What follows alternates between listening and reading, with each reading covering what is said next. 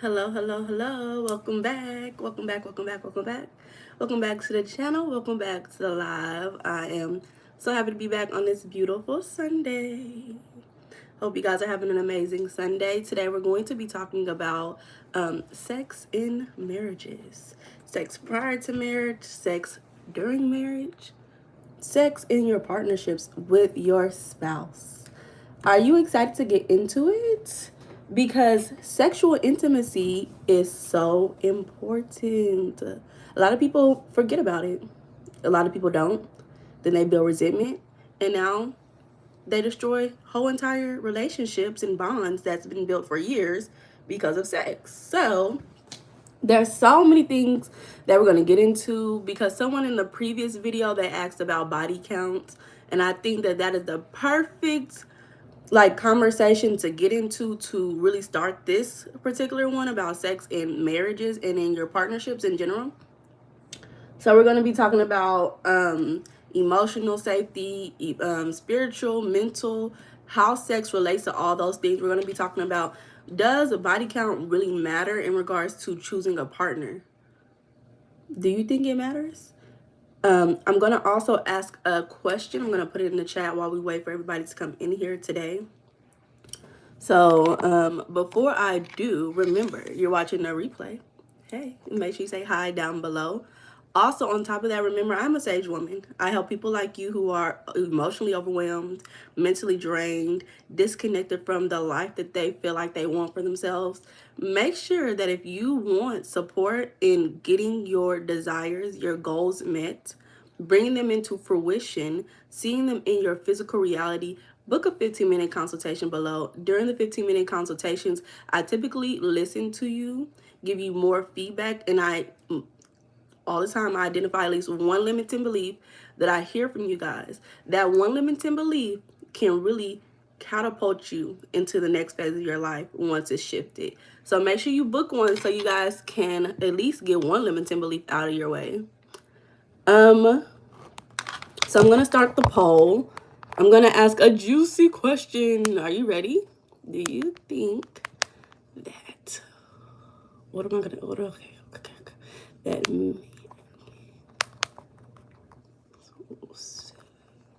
hold on.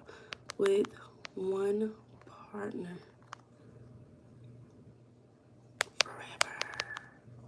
Dang. Only can, hold up. Gotta delete this. Sorry y'all, how y'all doing today?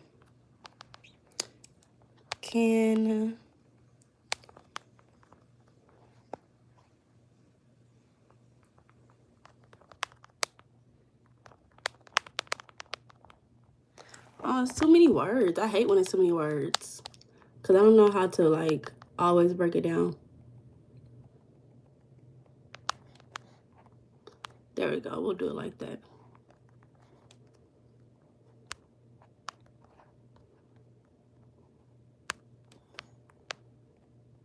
How y'all doing today? Make sure y'all vote in the chat. Good morning, Dr. Zeus. How are you? Welcome back to the chat. Hello, James.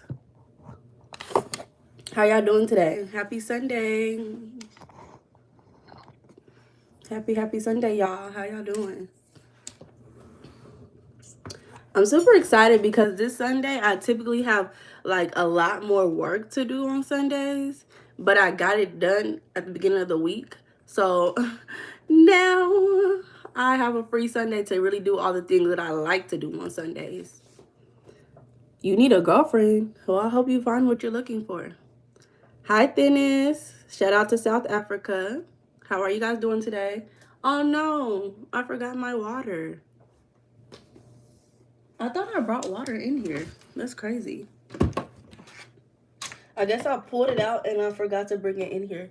Y'all, I'm going to go get my water. Give me 1 second.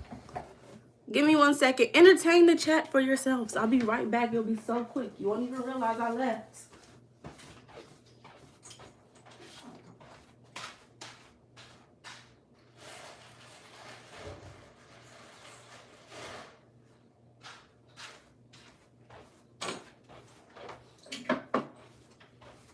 I'm back.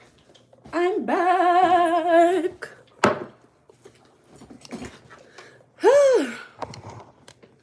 Okay, so today we're going to be talking about sex in marriages. So that's why I asked the question, can men have sex with only one partner? 3 votes. Everybody said yes, no, and I don't know. So somebody said I don't know, somebody said yes, and somebody said no. I'm so interested to see what the outcome of this poll will be today, because I really want to know what is the people who are on my live, what their mindset is about this. Make sure y'all like the live before we get started. Make sure you like the live. So, how's y'all Sundays going?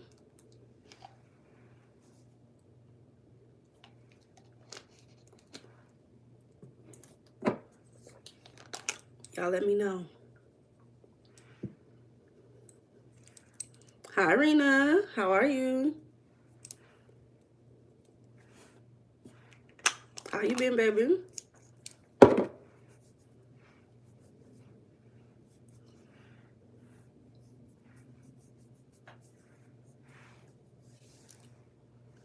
Loading up a picture on YouTube where you live? What you mean? Like your house or your country? I've been good. Today's a good Sunday. I haven't done anything today yet, but get on live, so. It's perfume. The title came off, but if you go to the beauty supply store, you can find these at any beauty supply store. It's my favorite type of perfumes.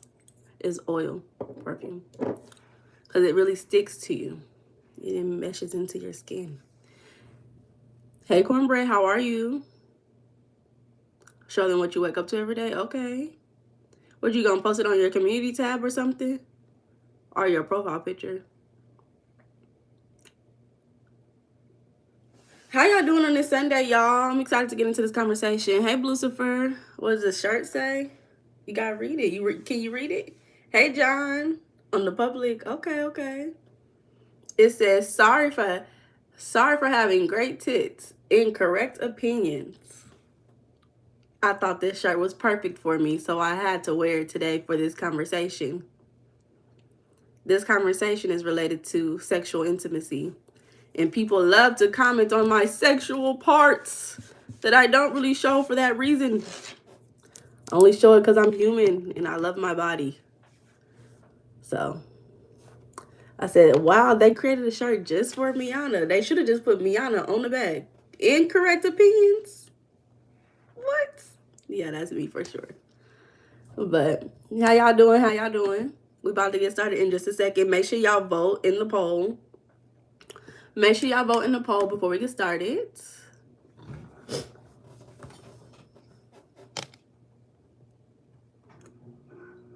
Hey, Camden. Thank you, Clarence. Thank you, Cornbread. So the 7 votes, half of the people said yes. More than half of the people said yes. 25% said no, and 12% said I don't know. Before we get started, let me tell you guys why I chose this particular question. Because there is a belief that is being pushed out to the masses. There's a belief being pushed out to the masses that man cannot be with one woman forever.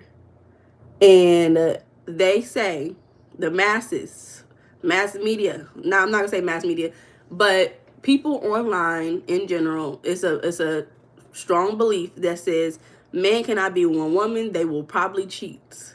So that's why I asked that question, because I want to see, what do you guys think? And I know that my audience, at first it was predominantly men, but I am seeing a shift.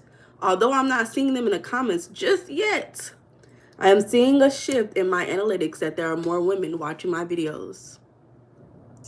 So, where are the women? If you are a woman watching the video, say hi below. Do not be silent in the chat. We need you to say hi. Okay? So, I'm excited. Sorry, y'all, I'm trying to scoot up. Trying to scoot my chair up, y'all. Whenever you get in the chat, make sure you say hi. Let me know you're here. Welcome to the community.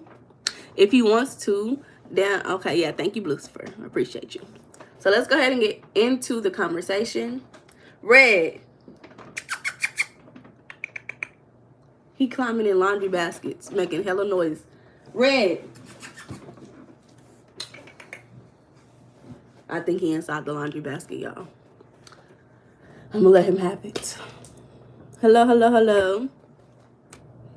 So, when we talk about sexual intimacy in any relationship, if you're gonna have sexual intimacy, there are certain levels to it that will really increase the let me show y'all my son. Y'all haven't seen my son in a long time. Come here, baby. He been a busy kitty doing whatever he wants in this world. Thank you. Son, do you miss your yunkles and yanties? Have you missed them? Say hi before we get started. Say hi to your yunkles and your yanties. Look. Okay, he wants to get down. Well, he does not care. You are right, John. He does not care at all. He's more worried about going outside. He's like, girl, open the door. Open the gates so I can go outside. So one thing for me personally, I don't think when I was in high school, we had like a conversation. I don't know if it was a sex conversation, like with the whole class of girls. I do remember having like more like a reproductive health conversation, like about periods and stuff. But I do not really remember having a real conversation about sex, like in detail. I've had like a conversation with my mom like once, but like as an adult growing up and learning about it prior to partnership, I don't think that I got the conversation that I want to be able to have with other people about how to have great intimacy with your partner. Hey, Rico. You want a hug? Hugs? So I think that some of these will answer the questions that even when I was younger would have helped me to engage in a healthier version of sex. I think that a lot of people, they get introduced to sex like online first prior to really knowing what it is in real life. And when it also comes there, you know, typically on average, a lot of men deal with the addiction, right? On average, women do also deal with it as well, but it's predominantly more talked about within man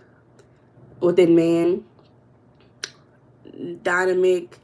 I will be answering those questions in a Q&A coming up in a near video for you. They didn't talk about the intimacy part. Yes. So, you know, there's a lot of factors that does inhibit sex, and I don't have everything on the list. Like, I didn't really put and I'm not saying the word for a reason, because you know how YouTube be acting, but I didn't put it on the list, but we could talk about it later. And because that's another factor that disrupts sexual activity. So to start off, in any relationship, you know, you're going to want to have sex with people that you have an emotional connection to. Unfortunately, I do feel like we just talked about this in the last video, where the mass programming put out is hurry up and engage with these people. Hurry up and get with these people so that you guys can survive. You know, shows like Love Island, all those shows, Ready to Love, I think there's another one that was mentioned. All those things that kind of push people to hurry up, get to know people, build that intimacy. Well, not really intimacy, but build that physical connection, kiss, touch, rub, hurry up and be a couple, make a commitment so we can survive and we can win, right? So it's more of a rush to get to know people instead of taking your time and being intentionful. Lucifer. Y'all answer Lucifer's question. Y'all answer Lucifer's question. Have y'all ever done that? So, across studies that's been done for a long time, they show that sexual satisfaction predicts later changes in overall relationship satisfaction. So it is tied to sexual frequency only indirectly. So emotional and sexual attunement matter more than how often. So basically, when you are married, you're in your spousal relationship.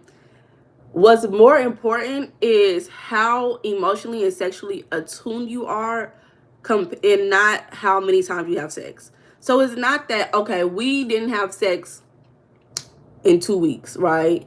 It's more of, okay, the last time we had sex, it was so intimate and we were so emotionally locked in. We were so sexually attuned. One couple could have had sex 2 weeks ago, and that because it was so full of emotional and spiritual intimacy, it's more important and it keeps that relationship more bonded compared to people who may have sex like 3-4 times a week if they don't have that in their relationship. So, that's what's going to really build that safety, is when we are emotionally locked in, we are spiritually locked in, we are sexually locked in, like we are working towards the betterment for ourselves. So another thing is that communication and stress regulation over time is what's going to support sexual satisfaction as well, because stress is going to happen regardless, right? We're going to go through stressful experiences. We're going to go through hormonal shifts, and that's going to affect the way that couples have sex and engage in intimacy. So when you do have those situations that come up, you guys have to have like something prepared to say, this is how we're going to deal with stress. This is how we're going to regulate it. And this is how we're going to communicate about it, so that we don't build resentment and our desire for each other doesn't decrease over time. So things that you can do to do this is going to be like weekly check-ins. How was this week for you? Did you actually enjoy this week? What was the most stressful thing? What helped you to feel close to me this week during the stress, right? Because you want to make sure you communicate to repair before anything gets too chaotic to where now it's unmanageable. And now y'all want to get a divorce, right? So we want to make sure we communicate beforehand and not during the damage. An example would be like when floods come in, they start building like wells and stuff, and they build ditches prior to the flood come in, or even cities who know that floods are common and hurricanes are common, so they build their city in preparation for events like that, so that when it does happen, it doesn't completely destroy the city. They created a flow for whatever water to channel somewhere else and not destroy their city. So that's going to be the same way as in a relationship. You don't want your relationship to be destroyed, so you build those channels. Thank you, Chandler. You build those channels to kind of interrupt the flow of water before it damages your relationship, or the flow of stress, the flow of resentment, before it destroys your whole entire relationship. Does that make sense to y'all, that comparison? A dam. Thank you, Lucifer. A dam. There you go. You building dams, wells, anything. So another important thing in regards to sex is affection and touch and hormones, right? So it's found that momentary affectionate touch associates with higher salivary oxytocin and lower cortisol, and that's correlated with a better mood, and that is consistent with pair bonding and stress buffering. So if your partner and you and your partner are not physically touching, that's not going to aid in y'all bonding together. You guys need to find some way of touching. Touch the hand, hold hands, hug. You need like 12 hugs a day. Let me look that up so I can tell y'all the real facts. How many hugs a day do we need? So we need 4 hugs a day for survival, 8 for maintenance, and 12 for growth. So if you and your partner are not hugging like 12 times a day, well, it don't have to be just you and your partner. You can hug other people, but at least 4 times a day. You and your partner should hug at least 4 times a day. I say in the morning time is an important time, and before nighttime. After work, and shoot, hug twice before the morning. Hug when you wake up. Y'all still in bed, hug each other. So, because you need those hugs for survival. It helps to lower cortisol. You guys are going through so much stress. Give each other a hug. You're trying to go to the bottle, go to your girl, go to your man, give each other a hug. I know that some people have, like, they don't like physical intimacy. It stresses them out more because of trauma. So you have to know yourself to know, is that something that's going to be supportive? So, 20 seconds of hugging. They said that the length of hug is more important than the number. So 20 seconds is beneficial. You can hug your pet. You can find a hug buddy. A hug buddy is funny. Huggies, Meiana. Hugs. Yeah, so definitely hug your partner to increase intimacy. That will also increase safety and security in partnerships. If you can hug somebody and that hug feels so tight and loving and caring, it's going to build that safety and security. And for women, I believe for women, because I'm not a man, so I can't speak for men in all ways except for the basic needs. But for women, I think that in order to have really amazing sex, safety and security is one of the most important things. When you feel safe and secure in a partnership, you can really give your body to the other person without it being tight, constricted, without you feeling overwhelmed. You can breathe, you can engage and enjoy the moment. So these are the type of things that's really going to be important if you're trying to build sexual intimacy in your partner. We also know that things like this does reduce, or it improves the immune system overall. It helps you feel happier, and it helps you feel healthier as well. So these positive interactions, they can modulate behavior and immune function in the couples. So, hugging, eye contact is important as well. I remember one time I was at this like bar with my cousin, and me and my cousin, we were really close. So when we would talk, we could have like really deep conversations anywhere. Anywhere that we went, we could have really deep conversations. And me and my cousin were looking at each other. Now, mind you, I got to give you back. This was also like a gay bar too. So this is another reason why the person came up to us. So me and my cousin, we were looking at each other. And when we were looking at each other, we were looking at each other directly in each other's eyes, because that's just what we were used to, because we felt safe with each other. That's how we communicate. And we were just going back and forth having a conversation. And this guy came up to us and he was like, y'all are a really lovely couple. And we were like, ain't no couple. This is my cousin. But it showed, it really made me stop and think, because I never really thought about the way we communicated prior to him coming up and making that statement, because we enjoyed communicating with each other. We felt safe communicating with each other. We would have good conversations. So we was able to look each other in each other's eyes, face each other, lean in towards each other, facing each other, and was able to enjoy our conversations. Sex is really sacred. We just run out with the What you mean we just run out? Hey, Queen, welcome back, baby. So make sure you're touching your partner. This is what's going to build sexual intimacy in spousal relationships. And this is what's going to really build the bond. We know that building bonds is one of the most important things in this lifetime. I feel like building bonds is one of the most important things in this lifetime, because we don't just build bonds with people. We build bonds with inanimate objects. We build bonds with plants. We build bonds with life in general. So if you're going to be in a partnership and expect for this partnership to last till death do us part, you need to seriously focus on maintaining a healthy bond and attachment with your partner, making sure that it's never stagnant, making sure that it's well prepared for disasters, make sure that it has the ability, the space, and the resources to grow, right? Just, they be doing too much. Yeah.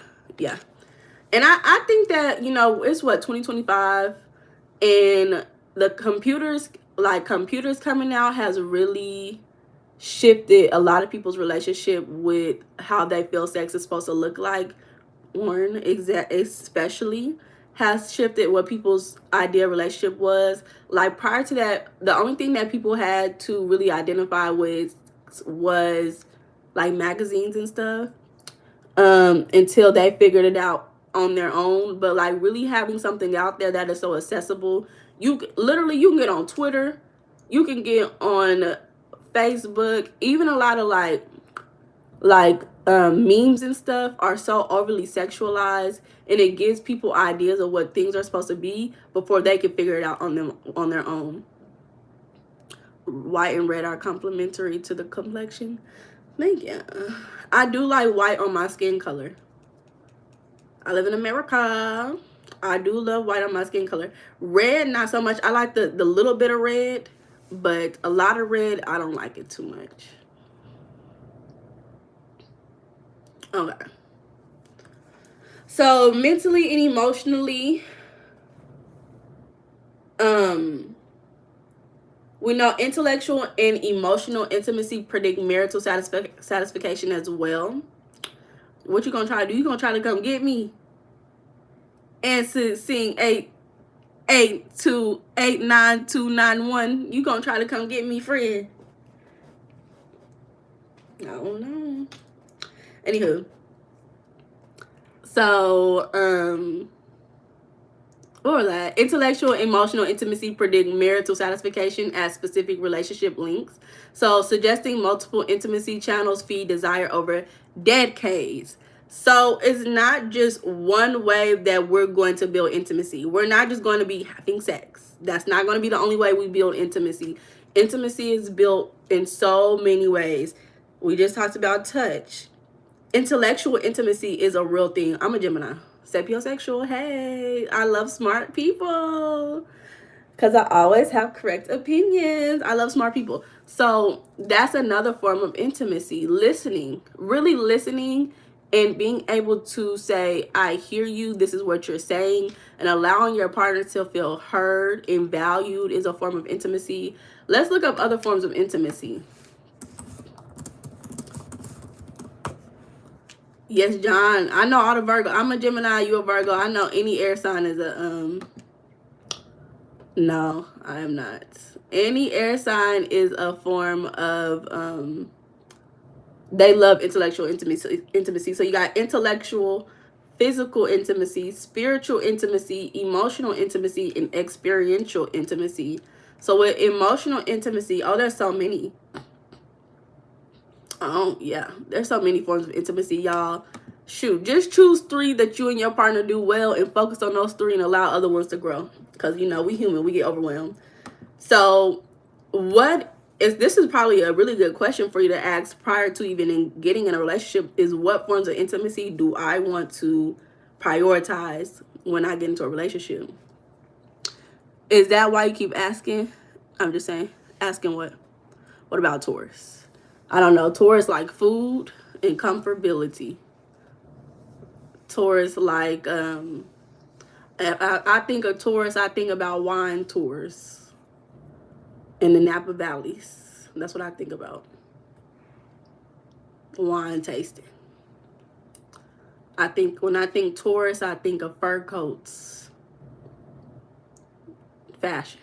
Not fashion like crazy fashion, but like simple, elegant. That's just me though. I think about plating food in a beautiful way. Make sure it looks good before you eat it. So anywho, back to this. So emotional intimacy involves feeling safe to be vulnerable, sharing your feelings, and having your emotions validated. So your partner comes up to you and says, oh, I just had a hard day. And you say, oh my God, I bet you did. Tell me more about it. Instead of saying, oh my God, you always complaining about your day, right?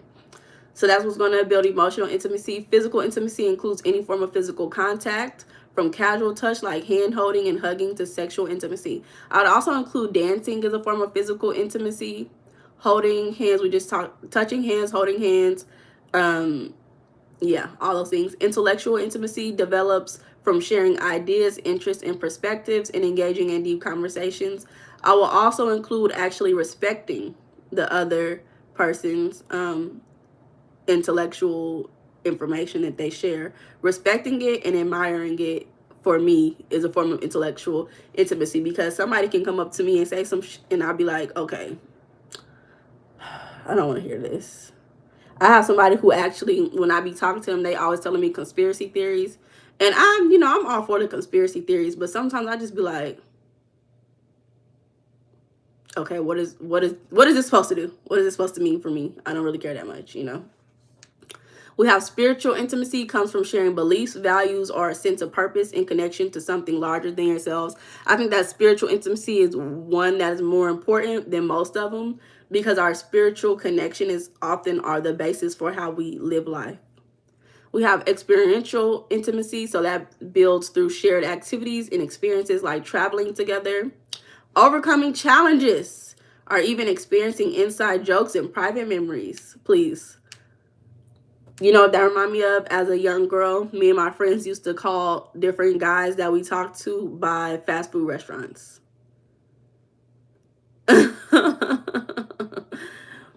We used to call we used to be like, girl, Brahms texted me last night, girl. Wanted me to give me y'all don't know what that is, maybe. Used to be like, McDonald's over there always texting me, trying to make me get chicken nuggets. I don't want no chicken nuggets. So we got creative intimacy, working together on a project like designing or making something. I think creative intimacy often leads to cheating in work relationships. That's why a lot of work relationships are built, because they have creative intimacy that's being built, right? So be careful as an adult working with people and building creative intimacy and thinking that that is a new relationship, when really that's just your job. You have aesthetic intimacy, sharing an appreciation for beauty, such as through art, music, nature, or food. Taurus. Aesthetic intimacy is most definitely a Taurus intimacy right there. Social intimacy, interacting as a couple in social settings, which allows you to see each other in different contexts. I would also say social intimacy builds safety and security, because when you see how your partner acts with you in front of everybody, especially how they relate to you in front of everybody, it shows a sense of safety and like stability in your relationship. And then you have conflict intimacy. So that's navigating and resolving disagreements together, which can lead to a deeper understanding and a stronger bond. So if I was to say any form of intimacy that I'm more focused on, if I had to choose three, conflict intimacy is one. If my partner is really good at dealing with conflicts, 10 out of 10. Intellectual intimacy is another one, being able to communicate about things in general. And spiritual intimacy. I actually want everything on this list though. So, but if we can't have everything, those are the ones I'm going to choose. Hi, Joey. Let me see what y'all talking about. Taurus is a fellow earth sign. Shout out to India, I need. Actions to Meiana.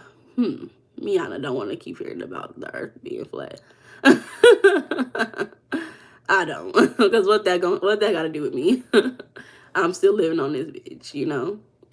John talking about McDonald's is nasty. John, we know McDonald's nasty to you. You hate that McDonald's. And he said, I like McPuff. That must be an Indian McDonald's meal. I don't know what that is. Lucifer said, I love McChickens with cheese and, okay, dollar menu. I haven't had those in years. Okay, Lucifer, I'm glad it's been a long time. And if I haven't said it already, Joey, hello. I think I said it already, though. Lucifer, I'm glad it's been a long time. I know, Lucifer, you a little hyperactive. I don't think you need McDonald's. I don't think you need McDonald's, Lucifer. We got to stick to something else. Something that with less fat and sugar and all that, So, where was we at?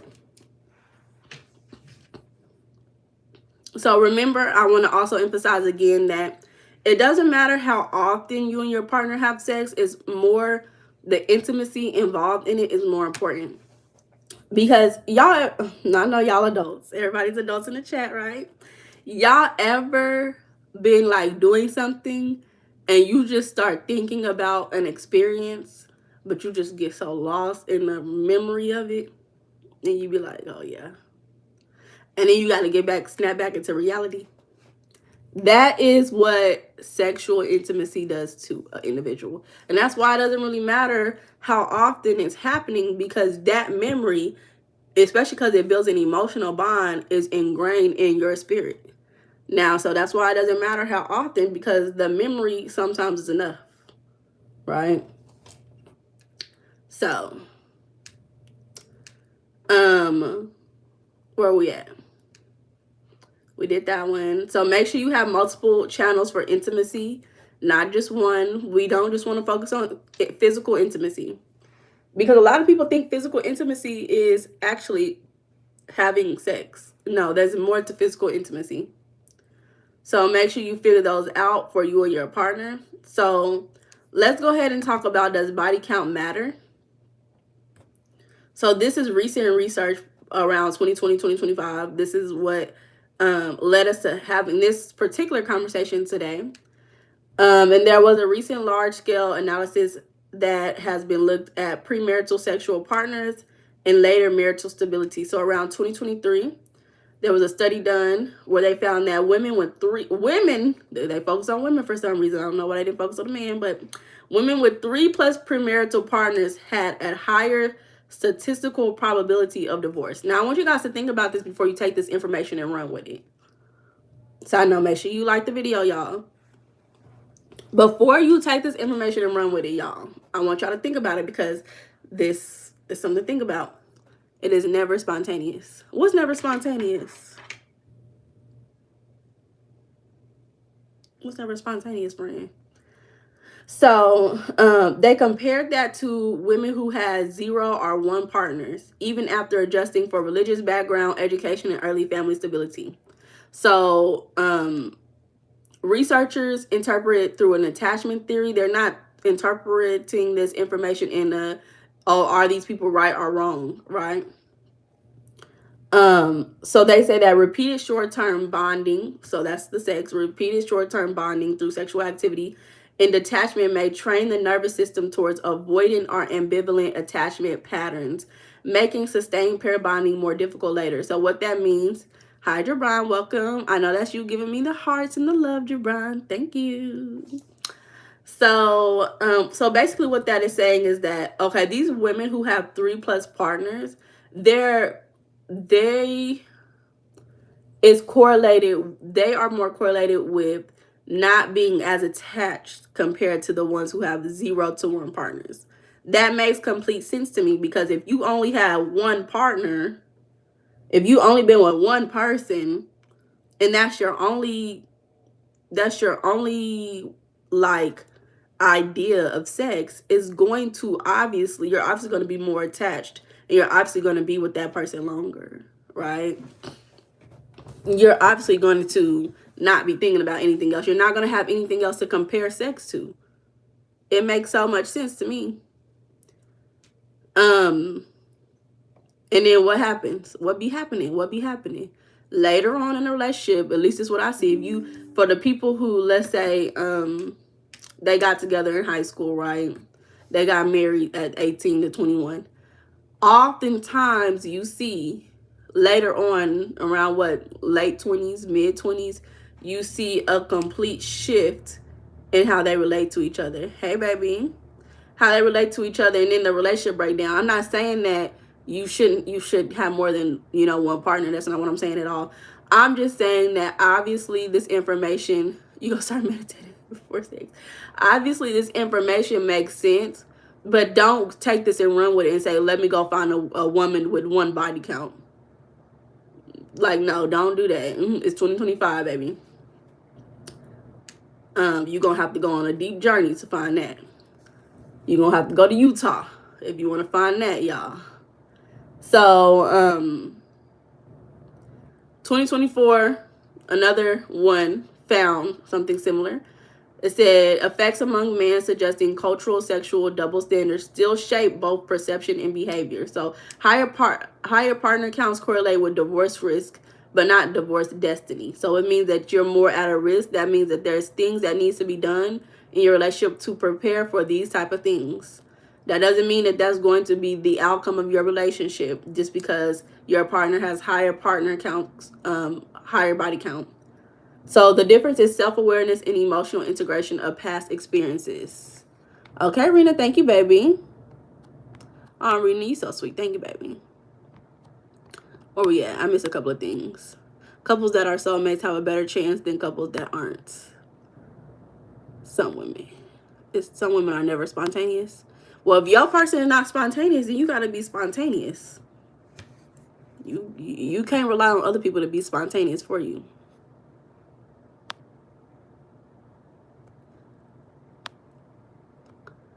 I need this is what I need you to do. Go to my community tab. Go to the community tab. The first picture, it says ask me any question. Go on that, and go ask me the questions on there, and I will answer those for you. And I will even say your name. I need this for you. Jabron, you had a girlfriend, she was married. Oh my God. That was not a girlfriend. You was a side man. I'm so sorry you have to go through that, Jabron. Was she paying you at least? Was she giving you some money? I mean, as a man, that's the only way I would be with a woman that's married. She got to be paying some bills or something. Hey, Andrew, you said, absolutely. Real men can only truly love one woman the way he loves his wife. We don't have time to play games. Oh, how are you doing today? I'm doing well. Let me look at the poll. We got 21 votes. So more than half said yes. I love that for y'all. 33% said no. 10% said I don't know. So praying for the 10% so y'all can figure it out for yourselves. So again, when you are dealing with a partner with higher body counts, what then needs to happen when you realize you want to be together is we have to start focusing on how to build an attachment, a strong bond together that feels safe and secure. And that's we're gonna talk about how to deal with partners who have higher body counts, or in general, you know, if you have over 3 body counts, you're already at risk for having detachment and not being able to form stronger attachments in sexual activities because you're going to be comparing it to previous ones more often. So we're going to talk about how to deal with those things in general for men and women. That's not just for women. So each sexual experience triggers a surge of dopamine. So that's the hormone that is related to like feeling good, pleasure, and rewards. And then oxytocin, which is the bonding hormone, right? When you hugging your partner, oxytocin, boom, boom, boom, fireworks, oxytocin, fireworks, fireworks, fireworks, right? So frequent bond and break cycles can dual sensitivity to oxytocin attachment. So if you are consistently engaging with different partners, that oxytocin is not going to be boom, boom, boom, as it would if you were just dealing with one partner, you know? My room was on the first floor. Stairs were directly down to the street. What are we talking about? Okay, so just because someone has that frequent bond and break cycle, you know, dealing with different partners to their oxytocin attachment, that doesn't damage them as an individual. It just means that their body learns a new pattern, right? So our body has a natural pattern when we engage in something that releases oxytocin. So when they start boom, boom, boom with these different people, now their body doesn't have that same pattern. Now oxytocin is not releasing the same way. Now they're not enjoying sex as much as if they were not with all these different people. The saga of a side piece. She met you daily for 5 years, Javon. What did you get out of it? Oh my God. Okay, Meiana's class. Y'all funny. Y'all, one day this class won't be free. We gonna have to put it somewhere else. Cause I'm starting to realize, I'm like, damn, I really do be giving out like some really good information. But I think that this is the correct way to go about it. And I've been doing it. By December, it will be 6 months of me doing this, y'all. And I think 6 months of all this information, if somebody was to go back and at least watch like a few videos from each little video, like each chapter of what we did, it could be something that puts them on a new path of happiness and satisfaction. And so I think by December, I'm going to be trying to rethink of how to go about this channel, especially because I'm already so busy in my own personal life, and going live all the time is a little, not always as easy. I'd be tired. I make it, I do it, but you know, we're just trying to figure out how to do it in the future. She spent her nights with you, but I have not any other friends after that lady. Yeah, she didn't traumatize you, Jabron. I'm sorry. Jabron, are you traumatized? Do you need a hug? You don't love yourself if you don't love yourself. Yeah, if you don't love yourself, this is how to love yourself, y'all. I'm telling y'all, we getting married. Y'all know it'd be kind of like a joke, but I know with the type of information I give out, this type of information, if you really listen to it, I do feel like we'll get married. It's just like, if you want to get married, you listen to this, you'll get married. You know, you'll have a good relationship. So let's keep going. So just because you have these, you know, sexual activities, you have more body count than another, doesn't mean you're damaged. You're not a bad person. It just means your body has learned a new pattern of how to respond to sex. You know, communication is important, and life communicates with itself in all forms of fashion. Even at a cellular level, at an atomic level, life is communicating in some way, because communication is just an exchange of information. So typically what's happening when you engage in sexual activity, when you have they say when you have a lower body count, your body communicates and said, this is amazing. But then when your body count and it goes higher, your body when you have sex, the sex is communicating, oh, this is whatever, you know, this is normal, or this, I'm comparing this to somebody else who I used to be with, you know, it's different. So conscious emotional aligned intimacy can reset those patterns over time. So just because you have a pattern in your life does not mean patterns cannot be broken. You may be doled out with sex now because you've experienced it so much, but that pattern can be broken and shifted to a new pattern. That's what mindset work is for.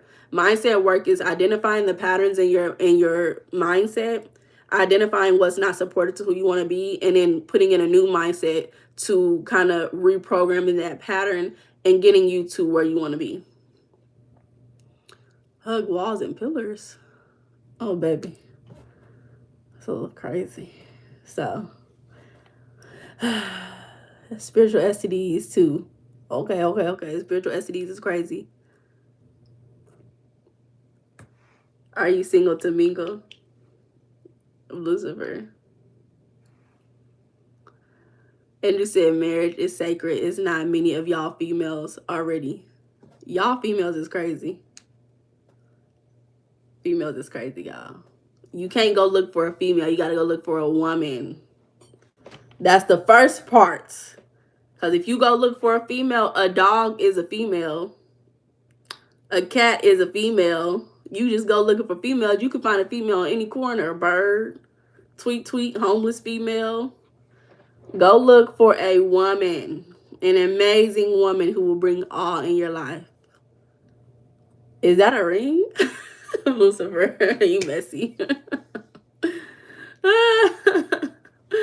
Okay, so people who have a higher body count may have a lot of unprocessed sexual experiences. Tweet. And those sexual experiences will carry a comparison script. Now, the thing about comparison, because we even talked about social comparison, comparison is how people learn. People don't realize that comparing and contrasting is in the pattern of learning. If you go and purchase the lecture on my website, Transition with Leisure, I talk about this because this is how emotions and beliefs are created through comparison. So you're comparing different concepts. So I know let's see. What are we thinking? So we got water. This water has a blue formula. If I see this and this water tastes nasty, I could create a comparison script in my mind and no longer want to drink water that has blue. blue on it, because now it's going to remind me of this water that tastes nasty. Or if I go to Dollar Tree and get some water, that water tastes nasty. Now I'm probably not going to buy any more water from Dollar Tree, you know. Hey, Arilee. Sit.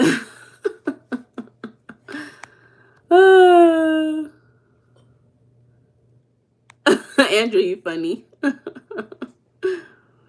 So comparison is so important to pay attention to, because it teaches you things. And I didn't even really go deep into that one example, so y'all gotta get the lecture, because I go deep. So they're gonna be thinking more of, you know, what was my last partner, may have been better, was this better, you know, and they're gonna be deciding the whole relationship based off of those comparisons. And then, you know, they may be avoidance scripts, so avoidance mindset. You know, this sex is only temporary. If you feel like sex is only temporary and it doesn't really support the relationship, I don't think you're having good sex. You're not having intimate, emotionally connected sex at all. So, you know, that is the mindset about sex. Your partner's mindset about sex is going to predict more of your relationship stability than anything else. So that is why it's so important to communicate about sex prior to even getting into a sexual relationship with anybody. What type of sex have you had? What type of sex do you enjoy? When did you start having sex? How long have you been having sex? With how many people? How often do you like to have sex? How long, what's the longest that you've been without sex? That's a question people don't ask. How long has it been when you, on the first hit of you having sex, around that time, how long has it been without you having sex? Because a lot of women, in my eyes, they think that, oh, I can change a man, but baby, that man likes to have sex every day with different women. You think you're gonna change that man? No. Same with a woman. The man was talking about he couldn't keep up with her yesterday. Was that yesterday? Friday. He was talking about he couldn't keep up with her. But it's like, you can't keep up with her now. That says a lot. Just think about it, y'all. So individuals who have integrated their experiences, so their previous sexual experiences, through reflection, therapy, or spiritual growth, show no negative impact on later relationship quality. So just think about it. Just process those sexual experiences. What have they taught you? Think about comparison. Compare it to something. What has that sexual experience taught you? Was it worth it? Was it not worth it? Was it enjoyable? Did you learn more about intimacy? Whether good or bad? You know, think about that and process it and come to a conclusion so that you can communicate it with your partner about what you need in your own sexual relationships. 9 years, I'm sorry, friend. To another relationship, 2 months. Oh, okay. With a good woman, I miss our relationship, but oh, I'm so sorry, Andrew.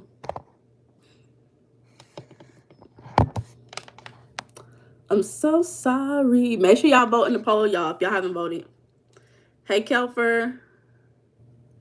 Hey, Kiefer. Sorry.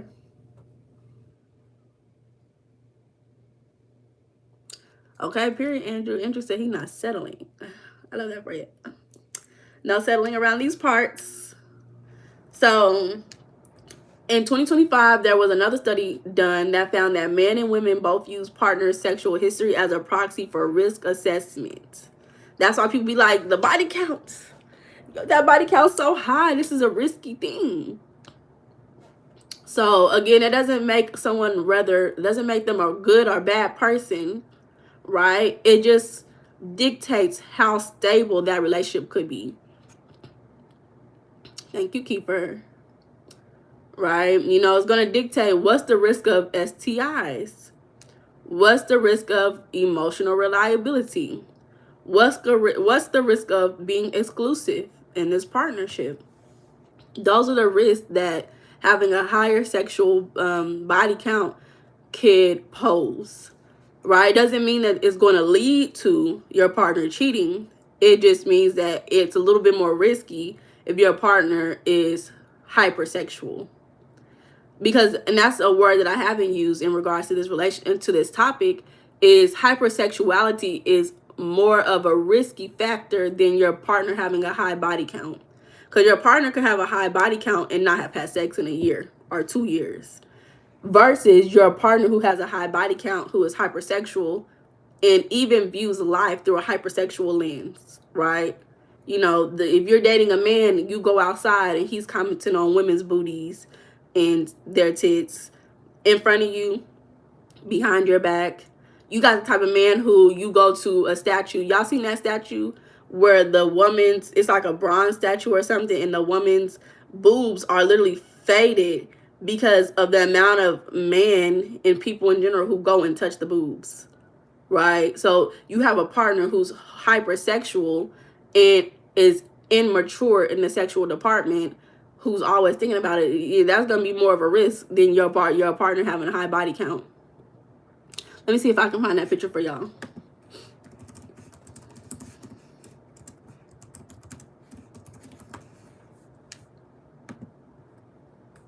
Here it is, right here. There's so many. There's so many. Let me actually make one bigger for y'all, because y'all need to see the bigger one.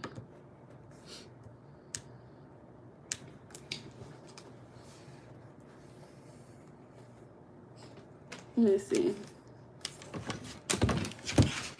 Y'all see that? You see how her boobs are faded? You have a partner who can't even go look at a statue without having to touch her boobs because he's so damn immature. That's more of a risk factor than anything to me.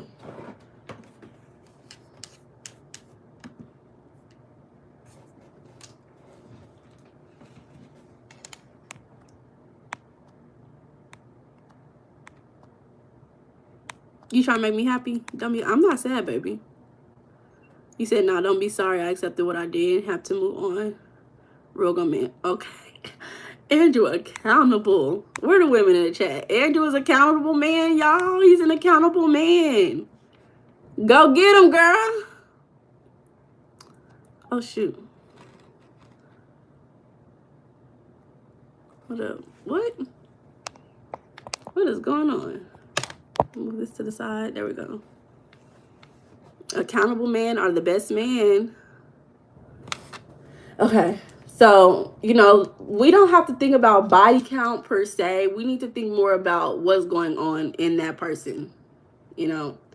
Another study showed partner sexual history indicates people use it as information to minimize mating-related risk. So, again, looking at risk assessment in long-term context. So, they're looking more as, is this person going to commit to me? Be exclusive. Be emotionally stable. Be attached. Bond to me. If you want to be worried about someone's body count, worry more about, is this person able to bond with me? That's going to be a little bit more important, y'all. So, you know, it's not a shaming, but it's more of expectation management, of attachment, STI risk, norms, jealousy, sensitivity. You know, this is a time where you want to communicate openly about partnerships, and we're leading up into the marriage, but you know, we're talking about marriage, but prior to getting married, this is what you want to think about before getting in a partnership. So another thing is that in multiple samples, lower sexual satisfaction is linked with higher relationship trouble. So your partner, man and woman, man or woman, man and man, woman and woman, whatever type of partnership you have, whatever type of spousal relationship you have, the satisfaction with sex is more related to breakups, troubles. So improving sexual satisfaction reduces instability in your relationship. Remember, sexual satisfaction is not just the amount of times that you're having sex. Sexual satisfaction is how intimate, emotionally, and mentally connected you are during sex. So economic or traumatic shocks change marriage and divorce flows. So reminding that stress management is more important than the actual, you know, desire of sex. You know, you want to have good sex. Focus on decreasing stress in your partner's life. Don't, you know how they say, I feel like there's a term for this, like not solely focusing on the problem, but focusing on the things that kind of make the problem is what's going to support you in resolving the issue, right? So sex is going to fluctuate regardless in partnerships, right? Sex is going to flow regardless. I mean, it's going to have its ups and downs. There's going to be moments in your sexual relationship where you may not have sex for a while. And we don't want those moments to become moments full of resentment, hatred, unhappiness, right? So that's, again, the reason why we need to communicate prior to getting in these relationships about our expectations during these moments. People are going to have children. You know, there's 6 weeks. There are 6 weeks after you have a baby that is suggested not to have sex, right? What are you going to do? How are you going to be intimate still without having sex? People do it anyway. That's why they got hella kids. Because guess what? They said don't be intimate. You the most fertile around that time. Then you get the babies, and then you pregnant again.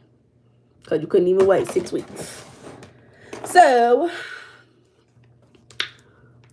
think about these things. What are you going to do when something happens? What are you going to do when your partner gets hurt? And your partner is bedridden for a couple of weeks. You know, they got to sit down. They broke a leg or something. I don't know. Hopefully, we're not hoping that happens, but we just giving out examples, possibilities. What are you going to do when these things happen? Are you going to go cheat? No. We have to figure out things we can do.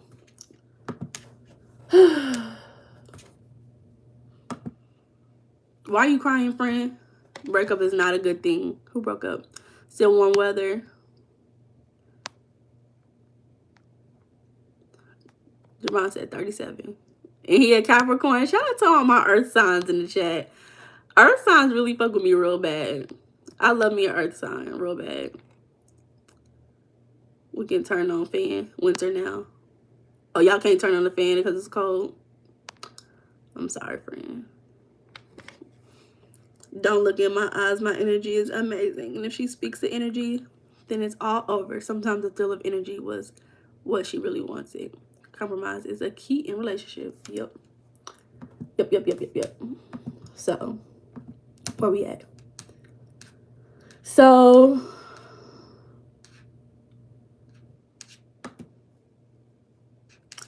we want to make sure that we do as much as possible to prepare for stress, because stress is inevitable.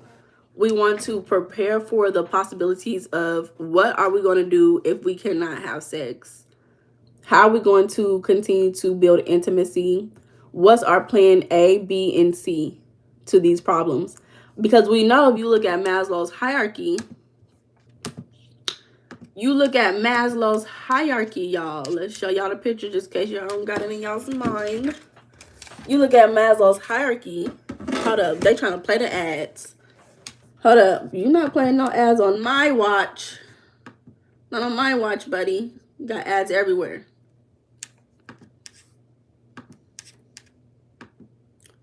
Here we go.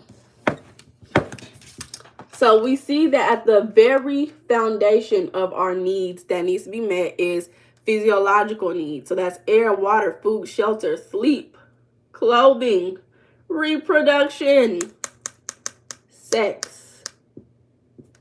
Sex is at the bottom. It's a foundational need for many of us to reproduce through sex. It's actually not mentioned on this one, but on different ones, you'll see that sex is on the physiological need. Reproduction is being used, but when I think reproduction, I think about having children. So I don't know if that's what they mean when they say that. But we see that that's at the very bottom. And we want to make sure, just like we have a plan A, B, and C for any other thing in our life, we want to have a plan A, B, and C for sex as well. One person, honestly. What the shiggity? One person. What you mean, Andrew? Oh, hold up. Oh, Jabron said something. I only had one friend, and I don't want to give another chance to someone, not to another person. Jerron, you gonna find somebody. You gonna find somebody, baby. So, you know, we go through life stages, postpartum. We talked in another video about male menopause, which is called andropause, and menopause and perimenopause. There's going to be a fluctuating libido for you and your spouse through these hormonal shifts, right? You know, I know someone who's on birth control who told me how their libido has changed due to birth control. You know, it takes a lot more to get to a certain point of desire because they're on birth control. So again, there's going to be a lot of things that needs to be dealt with, because we cannot base our entire relationship and everything that we build legacy wise on sex. Sex is like a part of it, but it's not a whole.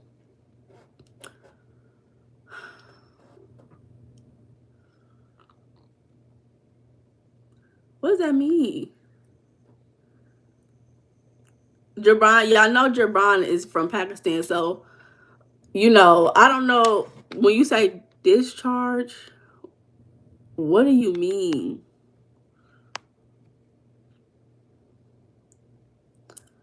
Because as an American woman, discharge is a different word for me.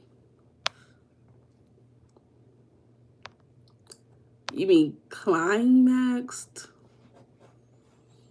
Am I missing something?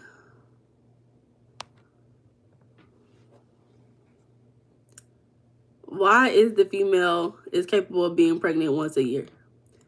Posed to the male. Who can have multiple kids? Year must be a deeper meaning to life. What? Hold up. Deep question. Why is the female capable of being pregnant once a year? Posed to the male. Who can have multiple kids a year? Must be a deeper meaning to life. I don't get this, friend. I don't get what you're trying to ask me. It's not making sense to me. I don't know. I don't know, friend. Okay. So, you know, we got to normalize that change is going to happen. Oh, that's what you're trying to say. Cheating must be okay for males.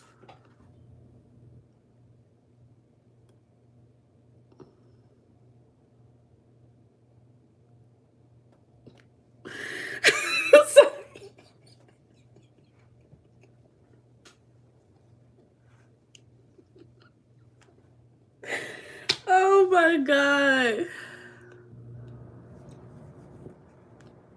What? And then John talking about she must be in the, okay. Jerron talking about climax. Okay, yeah, okay. Y'all having different conversations. Listen.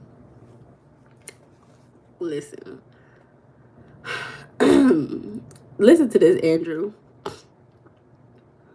I can put a hole in the apple.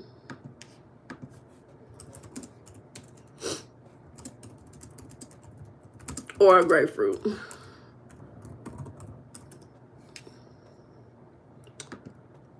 I can put a hole in an apple or a grapefruit.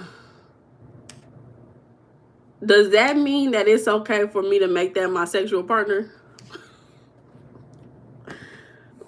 Does that make this okay to make this my sexual partner?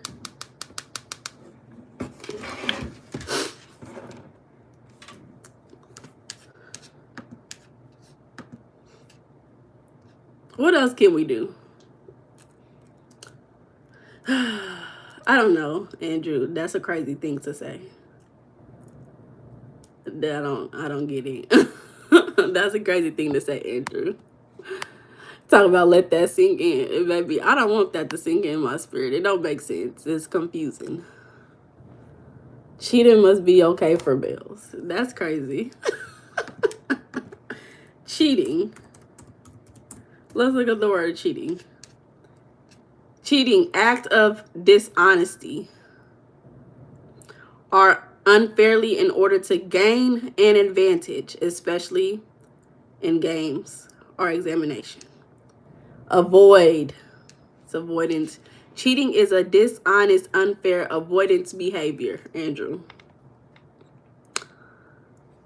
Cheating is a dishonest, unfair avoidance behavior, Andrew. Good night, Ani. So just because a woman is pregnant for 9 months and has to create a baby in 9 months, and a man can ejaculate in any woman every day, does that mean that you should have 4 or 5 children and you should cheat on your partner? There's a difference between cheating and being honest. If you want to have sex with different people, be honest.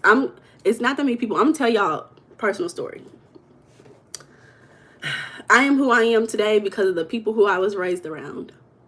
My brother, a little older than me, he's always been a very handsome man. Now, I'm not gonna say I know everything about his relationships, but he's taught me that women will do anything.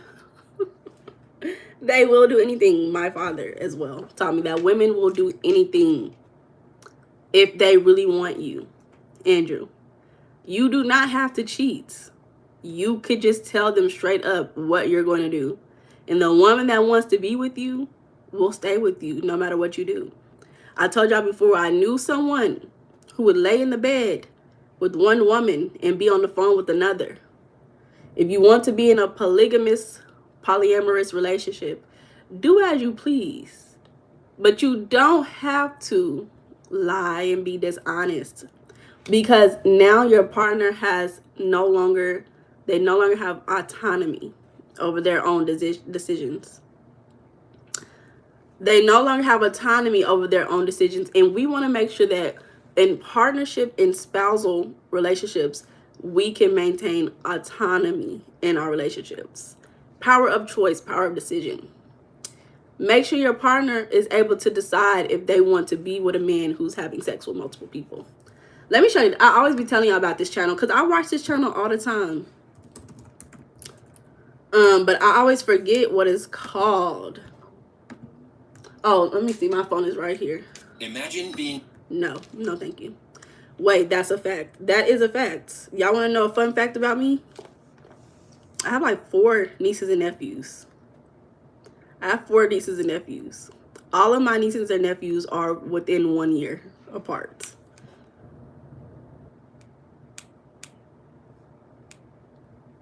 Fun facts.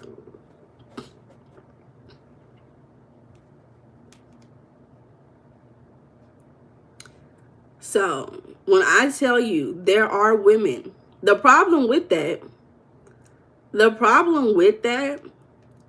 is that more often, if you are in a polyamorous relationship, attachment is, I don't know. I've never been in a polyamorous relationship, so I don't know. Let me not speak on it.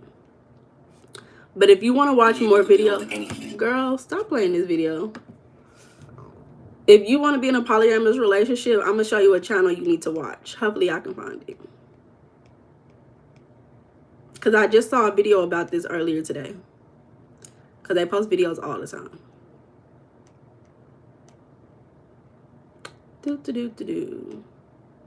Where's this video?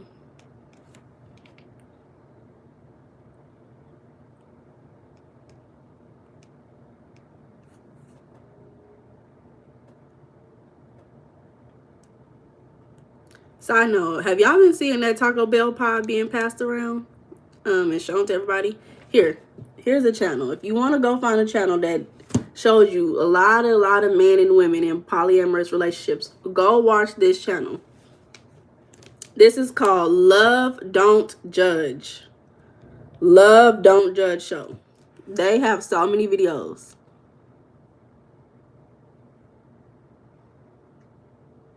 Taco Bell nasty too. They have so many videos if you want to be in a polyamorous relationship. Do not go and lie and be dishonest. That's the part of communication that improves relationship. Don't be conflict avoidance. We talked about conflict intimacy. That's a form of intimacy.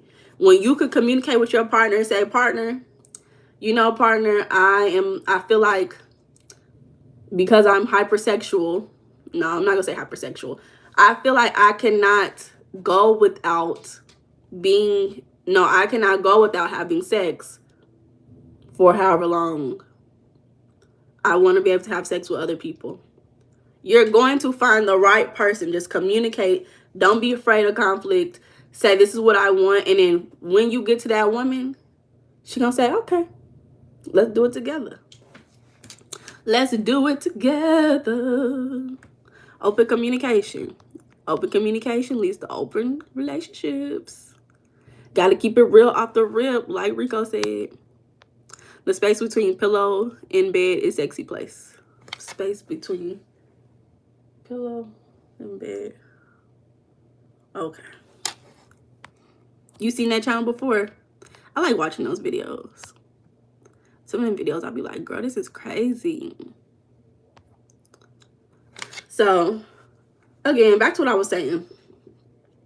Hormonal shifts are going to happen. You know, there's going to be times where you're not going to be able to have sex with your partner for weeks. That doesn't mean we just go out and cheat. We need open communication about how we're going to deal with it. And for some relationships, not mine, some relationships that plan A may be, well, if we can't have sex for a couple of months, then yeah, go ahead and go find a partner and go have sex with them. That may be some people's solution to the problem. Me personally, that will not be a solution to my problem at that time of the month. Andrew, you tell him you can't wait 1 week. You can't wait 1 week, Andrew. What? This is crazy. Because there's other ways to have intimacy. There are different ways to build intimacy. Better speak up. Anywho, so another thing, communication. I think that me as a communication specialist, I'm starting, like, I already love pragmatic skills. Pragmatic communication was something I already loved. But having these conversations and seeing how important communication is in partnerships is making me want to build a whole new area of speech language pathology in regards to pragmatic skills in relationships. Like, I'm really interested in it. Let's do what together, Jabron? What you talking about? What needs to be done together, Jabron? Because we already on live together. So, also sexual skills training. I've been seeing a lot of, I love looking these things up, but like they have couple classes where they'll have like partner yoga, y'all.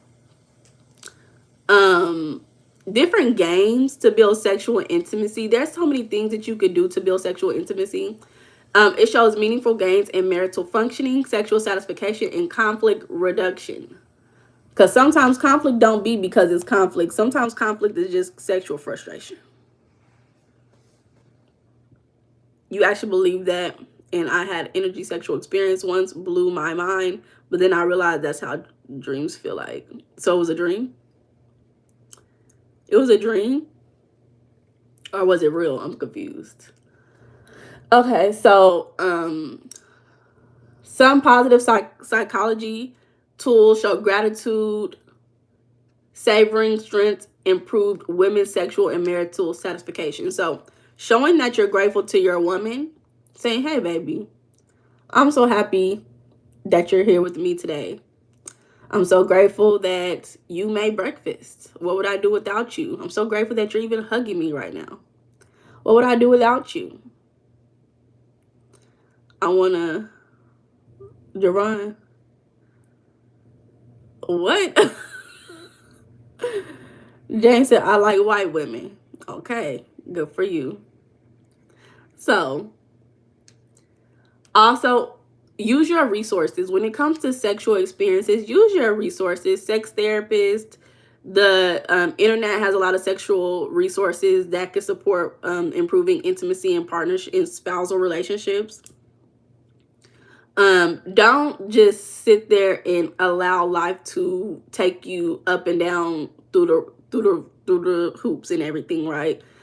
Go get some help. And we already talked about when it comes to conflict in relationships, and sex can be a conflict. If you guys are not on the same page, there could become sexual conflict in your spousal relationship. So remember, the first person who you talk to when you have conflict is your partner. After your partner, you go talk to a specialist, someone who specializes in supporting people with the problem that you have. You have sexual conflict, go talk to someone who specializes in partner sexual intimacy, building, repairing, all those things. Not interested in Jabron AI. Jabron changed his picture way too many times to be AI, bro. Literally, after that, then you can go talk to like a friend or a family who may have had a similar experience, right? So use your resources wisely, whether it's online, digital is online as well. A specialist, a therapist, any of those things to support you guys in having an open communication to improve your sexual life. You know, remember, again, I'm going to repeat, there's going to be times where you're going to have low sex.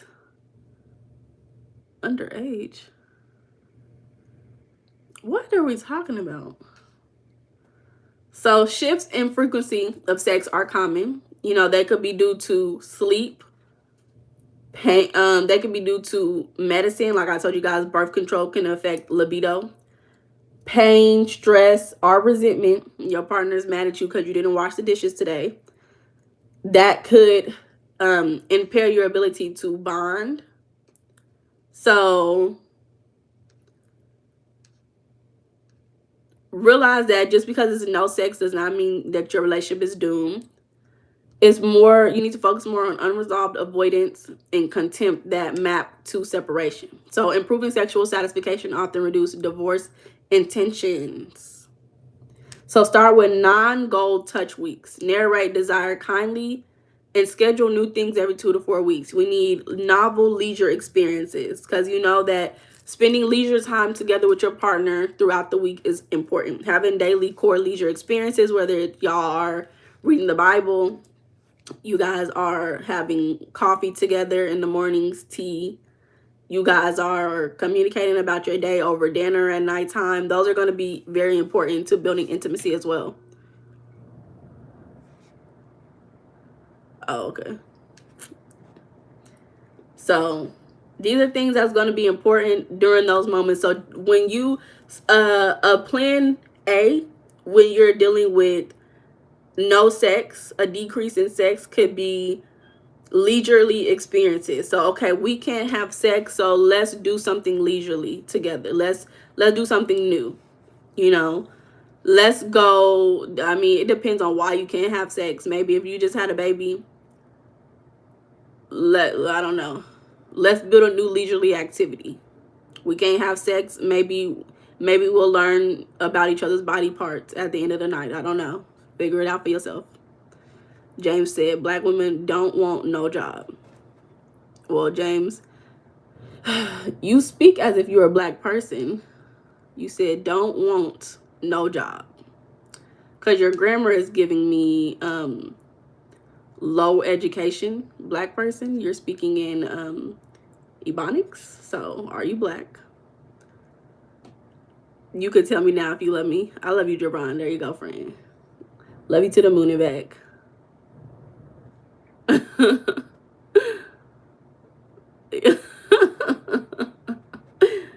So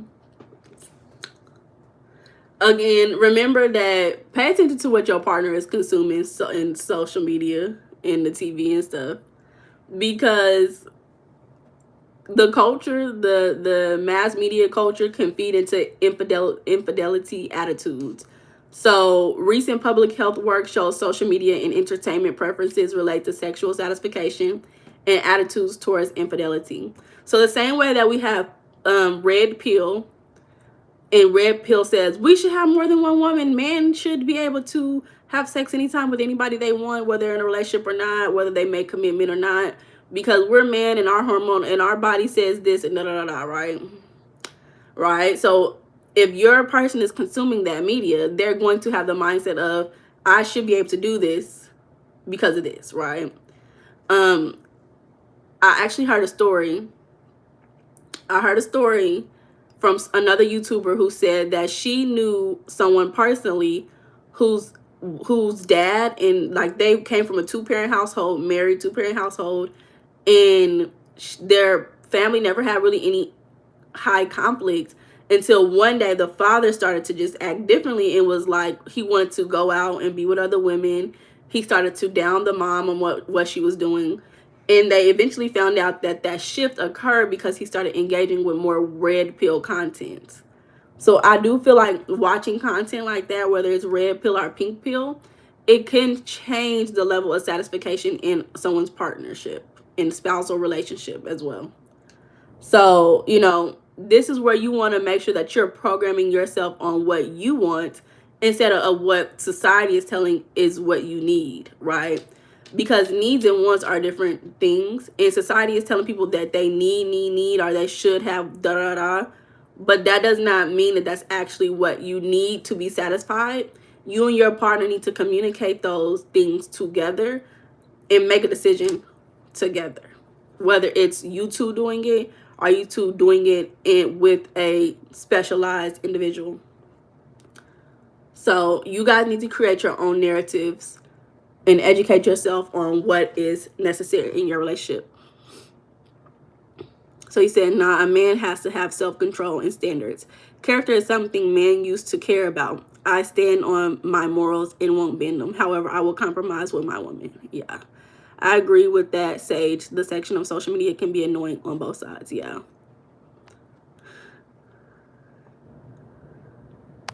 Andrew said, don't worry about black women. Period. The fun fact about that comment, James said you need a job. That's how I know you ignorant, James. Anywho, the funny thing about that comment, hey JJ friend, the funny thing about that comment is how when you have hatred towards something or dislike that's so strong that it lives rent-free in your head, it actually distracts you from achieving your goal. So, you know, when you have interracial relationships, you do as you please, but make sure you're focusing on improving that bond with your partner, because when you focus on the things that you don't want and you focus on all the bad things around that, what happens is you end up attracting more of that. Just the same way how this individual James said that they like white women, but for some reason they're on a black woman's channel, watching a black woman's channel and actually commenting multiple times instead of putting that engagement towards a white woman's channel. So thank you for the engagement, James. I really do appreciate it today. You know, it's necessary to boost my channel. So thank you for growing things that you don't like. And you probably have the capacity to do that in your own life. You probably grow a lot of things you don't like. Just like you said, I need a job. I think that that's most likely you mirroring what's going on in your life because you don't have a job. So you think because your mom didn't have a job that I don't have a job. So I hope that you heal your relationship with your mother. She probably was a whore, and that's probably why you don't like black women. So I hope that is better for you in the future. Sending love and light. Next comment you make, I will be blocking you. So all things. So where was we at? So again, there are apps. There are virtual workshops, telehealth counseling sessions, online journaling, all those things that could support in improving your sexual relationship. So let's get into what I was most excited about. I'm so surprised that it took this long to get to this point, but we're here, and this is what I'm most excited to talk about, y'all. So where's we at? So let's say you do have high body count if you have a higher body count, but you know you want to be in an intimate relationship that's committed, some things that you can do is have an attachment reset. So when someone has had many partners emotionally or sexually, the brain and body may have learned short-term connection patterns, right? So, you know, they may want to rush relationships, have sex super early. And that doesn't mean that they're broken. It means attachment circuits are moving fast and that the attachment circuits are shallow. So, to deepen the attachment again, they need to retrain those circuits for stability, repetition, and trust instead of wanting novelty, uncertainty, and reward chasing. So, you know, you may, because dopamine is a little, what am I trying to say? Because dopamine gives you that rush, that sense of novelty and like happiness and stuff, what happens is they're going to be seeking that. And instead of allowing it to come in a stable way, they're going to be more of a risk taker to get it right. So one of the most powerful ways to rebuild attachment is to create safety and anticipation before sex.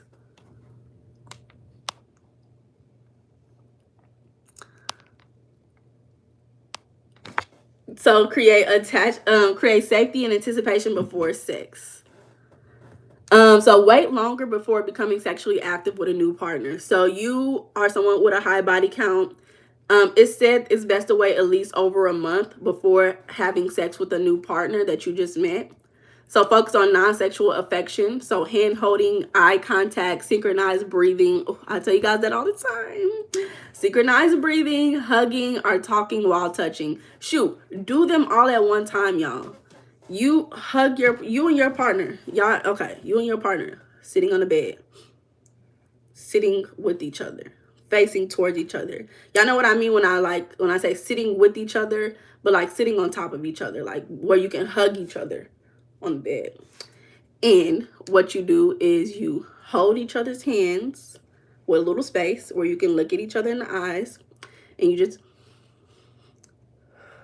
breathe with your partner. And that's going to build non-sexual affection. That I would say if you're gonna do that in the bed, you should probably already be intimate at that point. So don't do that until you are at the point of being sexually intimate. But you know, if you want to do it outside the bedroom, when you're on a date, hold each other's hand.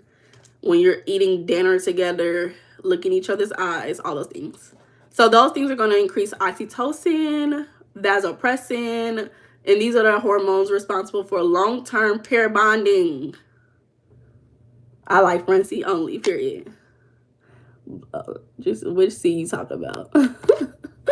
So this is what's going to reteach the brain that intimacy doesn't have to equate to sex. It equals trust and safety first. I would also say for people who experience sex at a very early age or sexual trauma, these are things that you want to focus on other than sex as well. Talking crazy for nothing. But I like it because, again, it shows that he didn't deny anything I said. He just came back with rude responses. So thanks. Thank you. So if previous sex was spontaneous, drunk, rushed, or detached, which is often what we see online, not online, but on the TV shows. Love Island is the one that I always think about because what they're doing is rushed sexual intimacy, rushed physical intimacy, kissing and challenges and stuff, right? Not only is that happening during challenges, it's happening when they have like, it's, what is it called? Like their blood is up. Like, I don't know the word. Like when you in a challenge, something, I don't know. It's some hormone that goes up. I don't know what it's called. So let me not say it. Are You the One is a show like that too. Really? Are You the One? Let me look that up. Does it sound familiar? Are You the One? Oh, I don't think I've seen this one before. But yes, there's so many shows. It's the same concept in each one. John got a wife? You said, John, don't tell about your wife. She's respectable for us. think John is married. So, you know, you've had a more rushed experience with sex, more surface level, shallow experience with sex. So what gets you aroused is going to probably be more unstable. So in order to reprogram this, you want to have more mindful or tantric sex practices. So again, that's going to include eye contact, slow rhythm, so not rushing the sex, controlled breathing, you know. And after you have sex, you want to make sure that you guys are continuing that intimacy. Love you too, friend. You guys are holding hands, touching, hugging after sex, talking, cuddling. You know, you may even have an act of prayer. I don't know if you're religious. You may even just, you know, enjoy the silence of being together. There's different ways that you could increase intimacy after sex as well. These rituals teach the nervous system that pleasure is safe when paired with consistency and care. Remember, when we are building spousal relationships, spousal partnerships, nervous system regulation is going to be one of the most important things to focus on with your partner, and make sure your nervous systems are in tune and on the same rhythm. So a 2022 meta-analysis showed that couples practicing synchronized breathing and slow intentional touch increased emotional attunement, cortisol regulation, and long-term satisfaction. Your cousins are living in America. Okay, Javon, come out to America. So many people with high body counts have learned to detach to protect themselves. So a trauma-based safety habit. So building a new attachment means honest self-disclosure, sharing fears, sharing boundaries, letting your partner see when you're emotionally overwhelmed rather than hiding behind detachment or sarcasm. Toronto, Canada is not America, Jabron. That is not America. That is Canada, baby. That is not America. So vulnerability is the glue of attachment. So in order for you to build an attachment to your partner, you have to be vulnerable. You have to be vulnerable and say, babe, it's so hard just to be with you. I want to have sex with different people. That's what you got to do if that's how you feeling. Or you can say, babe, it's not getting up today. I don't know, babe. It's not standing up. The flag is not up. Flag on the field. And the game is over. You're out, buddy. Because guess what? That's a vulnerable moment for many people. That's very vulnerable for many men when the flag is not rising to the points that it needs to rise to show everybody that the flag is flying high, you know? So, you know, openness releases oxytocin. Remember, conflict, intimacy. It builds intimacy when you have those conversations. And it builds emotional loyalty before physical loyalty. So couples who co-regulate, you know, meditate together, pray, walk, cook, or practice breathing. Again, these are leisurely activities. Literally train their brain to sync. We want our spousal relationships to be in sync. Research from another institute in 2021 is called the Heart Math, shows heart rate coherence between bonded pairs. Their nervous systems are aligned. Again, we want to align our nervous systems. It's a couple of things that I'm realizing. Preparing for marriage, things we want to happen in our marriage. We want nervous system regulation. That's one of the most important things. We want stress. We need to have stress management, stress regulation as well. Those are the things I'm thinking about.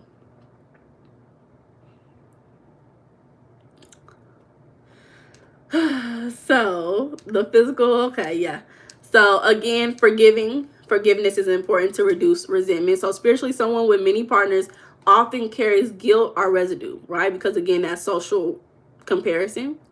Energetic entanglement, you know, like Will Smith's wife said, Jada, she said, we are entangled. Cleansing that doesn't require shame, only awareness and intention. So, you know, if you are someone who had a high body count, whether you are married now or you are not, and you realize that that high body count is distracting you from having a happy, healthy relationship, you know, you have to do some type of release ritual, whether it's journaling, prayer, ocean immersion. I never heard of that before.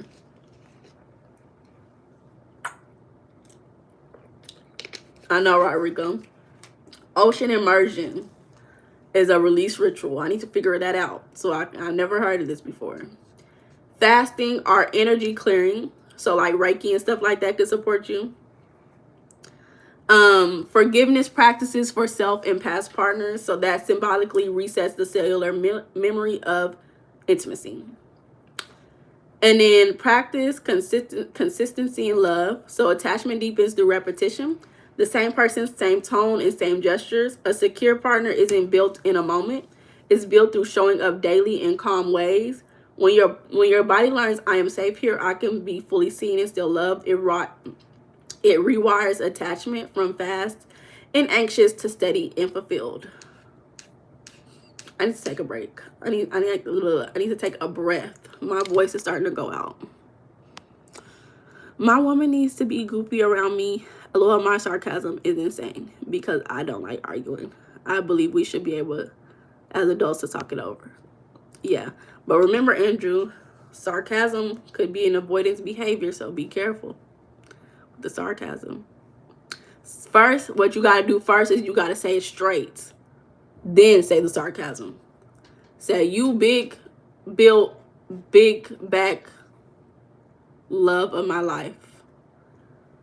And, wait, that's sarcasm? You say, you know what, babe? I feel like we need to go to the gym together because the gym builds intimacy. And I wanna improve our intimacy, but I also feel like you've gained a little bit of weight, and because I care for both of us in our relationship, I want us to be healthy together. So we gotta go to the gym. And then on your way to the gym, that's when you say, you big bag bitch. No, I'm playing. Don't say that to her. Don't say that. So how long should you wait before engaging in sex with a partner? For many couples, that takes about 6 to 8 weeks. That's about 1 to 2 months of consistent connection, multiple in-person meetups. This is not talking on the phone. This is not talking on the phone. Don't be, oh, I talk to my girl every day. No, go see her. So y'all's aura could be entangled. Regular communication and no red flags. You know, before you have sex, you should know that this person respects my boundaries. They're honest. They're reliable. They're emotionally open. You should know each other's values, their goals. Where do you want to be in 2 to 3 years, in 5 years, in 10 years? Oh, you have no plans? You're a bum. Can't keep this relationship going. Because why don't you have a future for yourself? How are you going to have a future for us if you don't have a future for yourself? How am I supposed to see where I fit into your future if you don't even know where you're going to be in 2 years? You don't even know what you're going to do tomorrow. Where are you going? You're not going nowhere. So you need to know each other's values and goals. You need to know the relationship's expectations. Does this person want to be exclusive, casual? What's their future plans? Do they want to be in a polygamous relationship, a polyamorous relationship? What do they want? How does this person handle conflict? Are they conflict avoidant? Are they aggressive? Can they communicate? If you don't know these things, that means it's too early to be having sex, because you are having sex on a foundation of false intimacy. Because you like the way that this man holds your hand and calls you pretty. Are you like the way that this woman said that you look so strong and muscular? She done validated you, and now you just want to, let me show you what else is muscular. That's what you're trying to do. Let me show you what else is strong. You know, don't do it. It's a waste of time. It's not real intimacy. So there's a somatic sign of readiness. Your physical body will show when you are ready. Your body feels relaxed and open, not anxious or hesitant. When there's a deep exhale and no should in your mind, you're aligned. So wait until your safety outweighs your curiosity, until you build a bond strong enough that intimacy adds trust rather than testing it. When you have sex with a partner, it's no longer, is this person safe for me? You don't want to be trying to figure that out after you done had sex with somebody, because guess what? When you already done had sex with them, you already done created a bonding experience, especially for a woman. More times often with men, I don't hear that they have a bonding experience in sex, and that's could be an unhealthy thing. I don't know. Didn't research it. But as a woman, you most definitely want to make sure you have a strong bond before having sex. You need to make sure that your values are met in this relationship. Andrew, I am. I always am. I be trying to tell y'all. So what about for married people? You already married. You're already married. Bonds have been broken. Attachments have detached. So you got to rebuild safety before romance. Okay. When trust feels shaky, no amount of sex, no amount of dates, no amount of quality time will fix that in your relationship until the body feels safe again. So safety doesn't mean perfection. Safety means predictability. I always say safety, confidence, security, all go in the same little, in a box. Because my number one example that I always say is when you walk into your home, you know that the flooring of your home is not about to fall through. Why? Because every single time you walk in that home, you have the floor doesn't squeak. There's no shaking. There's no tumbling. There's no holes in the floor. That's how you know that floor is going to keep you up and you can walk across that floor comfortably. It's predictable, right? So things that you can do that if you want to rebuild safety is doing what you say you're going to do. If you say you're going to call at 7 o'clock, you're going to call at 7 o'clock. You're going to call exactly at 7 o'clock. To make it better, you might even call before 7 o'clock, right? Keep your promises, small promises. Avoid sharp tone or sarcasm, Andrew. Speak slowly and calmly, right? You don't want to be rude to your partner and make your partner feel bad. Make repair attempts after arguments. So, y'all done got into it.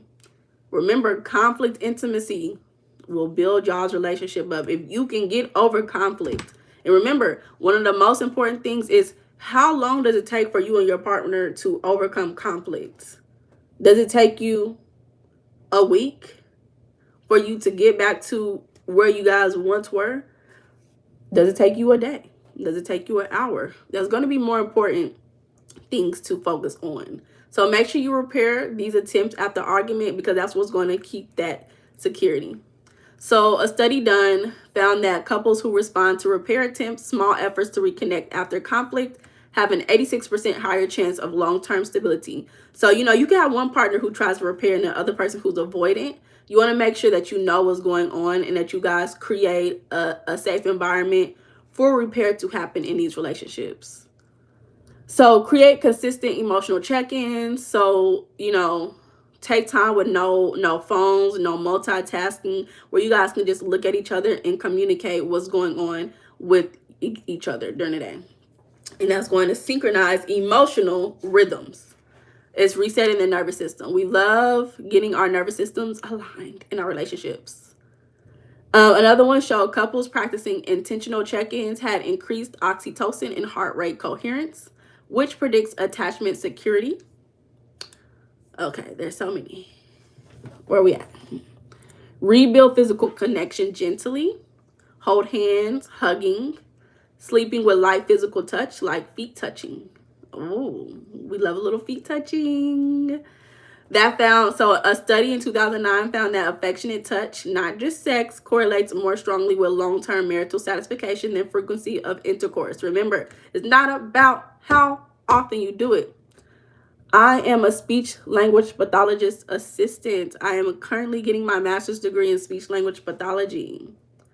2026. Shout out to 2026 when I finally graduate. So damn tired of going to school. But if it was not for me getting my master's degree, these conversations would not be in the same way as they are. I do focus a lot of these conversations on peer-reviewed articles. That is what structured these conversations. So if it wasn't for me getting my master's degree, I wouldn't have done it. So shout out to the master's degree. Y'all, my voice is going away. I'm trying to hurry up and say this before it goes too bad. So footsies, exactly, footsies. So Disconnection. Remember, you and your partner got together for a reason.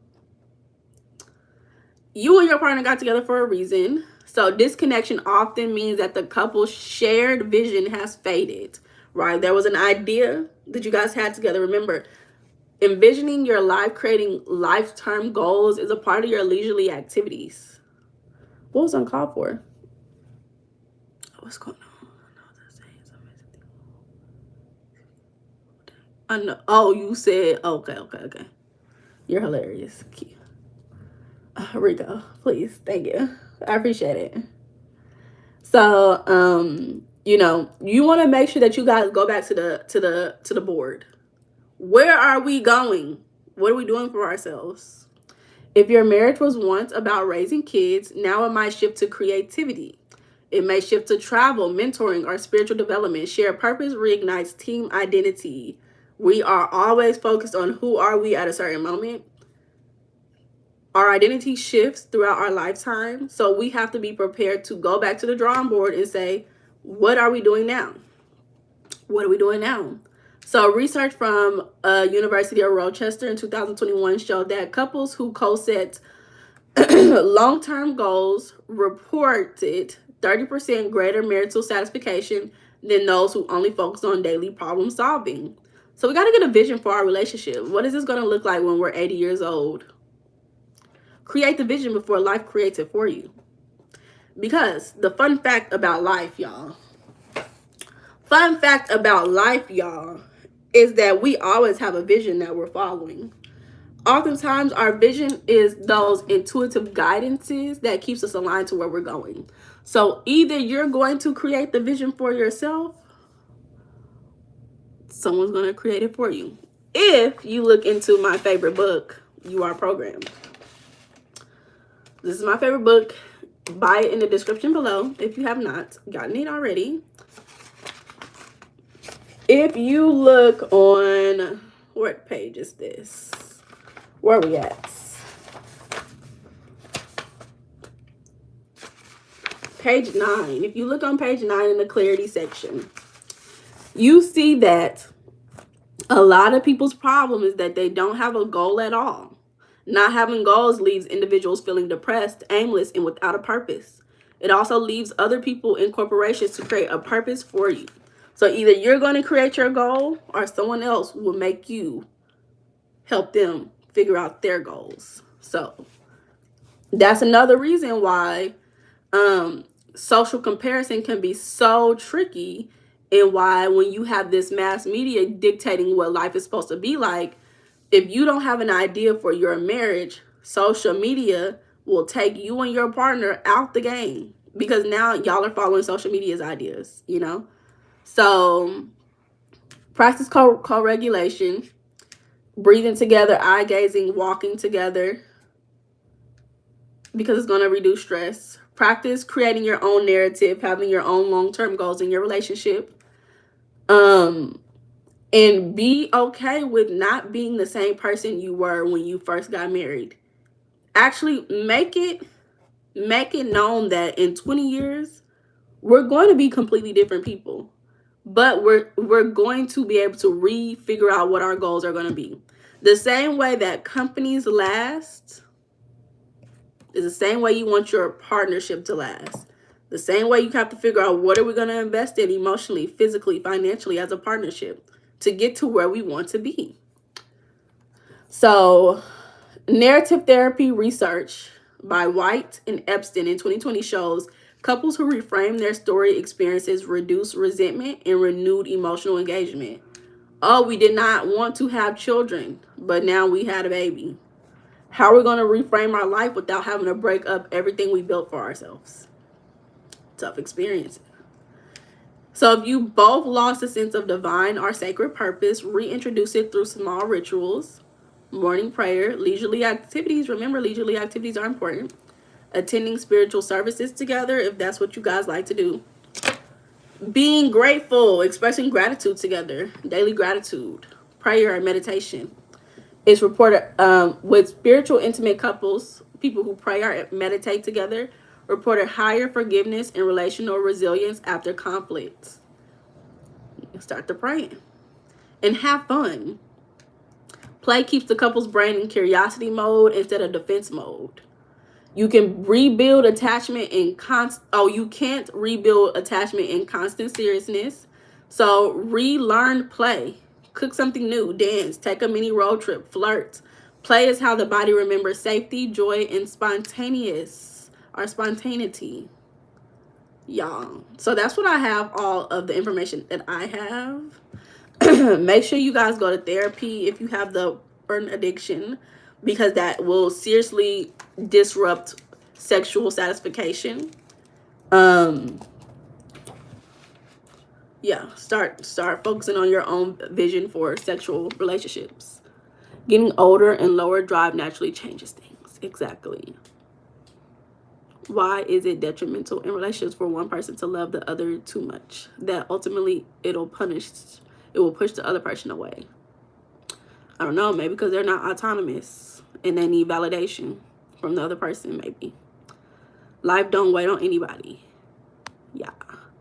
You are very articulate. Thank you so much. Are you black or white? A lot of white people have been telling me I'm articulate lately. I don't know how to feel about it. I don't think you're being microaggressive, so. But you're not the first person who's told me that this week. Or within the week. Thank you. The other person was a white young lady who I'm friends with. And I said, white people have to be careful about what they say because they are very meaningful. They mean it, but they don't realize with black people, some things come with a history of trauma. That's the only thing. History of trauma. And when white people tell me that I'm very articulate, it traumatizes me. And it makes me think, do you tell white people the same thing? Have you ever told a white person this? I'm not getting on your head. I'm just letting you know the history of what's going on behind the things you say. So you can be careful about what you say in the future, you know, in love, as a black person. But thank you. I understand what you mean. I understand what you mean. After marriage, there are many responsibilities as a husband. Sex is a good responsibility, but there are many extra responsibilities. Exactly. Remember this, when you change for a woman, think about it first. Because she fell in love with you, you are not who she made you be. Oh. What's the new topic? What's the next topic list? Now y'all got me interested, because I think I was going to do something else, but now I'm so interested in doing self-actualization in marriages. You compliment when it's on your heart. I appreciate your compliment, friend. I really do. Topic. Because I know I'm articulate. I am a speech language pathologist assistant, and I help other people with articulation as well. If you guys want to articulate your feelings and emotions to your partner, book a free 15-minute consultation. If you want to get the baddies and you want to articulate to them that you are the man with a plan to be the best for yourself and for y'all's spousal relationship, book your free 15-minute consultation. I will help you with that. Nothing wrong with being confident, period. Let's look at the poll. So only 24 people voted today. Crazy. But more than half said yes. 33% said no. And 8% said I don't know. So congratulations. Do you like me listen to this one? No.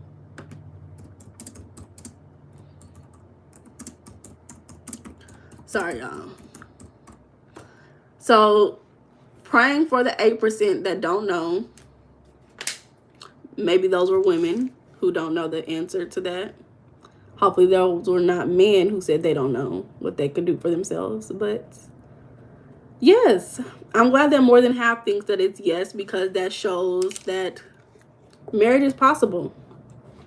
Marriage is possible, and it will work for everyone. So thank you for restoring my hope in humanity.